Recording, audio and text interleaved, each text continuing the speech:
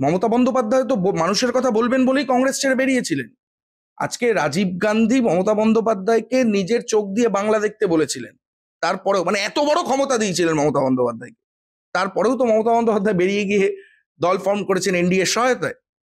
তা সেখান থেকে দাঁড়িয়ে যারা বলছে যে রাজন্না হালদারকে মমতা বন্দ্যোপাধ্যায় দলের প্রতি লয়্যালটি নেই, আপনি একটা কথা বলুন তো, লয়্যালটি এটা কি একপাক্ষিক ব্যাপার? লয়্যালটি তো দ্বিপাক্ষিক ব্যাপার।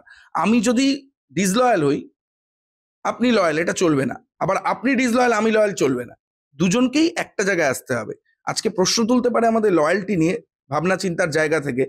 সেখান থেকে তো আমাদের প্রতি তো লয়্যালটি দেখানো হয়নি। যে রাজন্না হালদার 42টা জেলার মধ্যে 34টা জেলায় 35-37 দিন বাড়ির বাইরে থেকে প্রচার করেছে, যে প্রান্তিক Chakraborty door to door campaign করেছে, যারা আজকে সোশ্যাল মিডিয়াতে বড় বড় কথা বলছেন, আমি তাদের বলতে চাই তারা ডোর টু ডোর ক্যাম্পেইন করেন না তাদের গ্ল্যামারের জন্য, তারা এত বড় নেতা হয়ে গেছেন।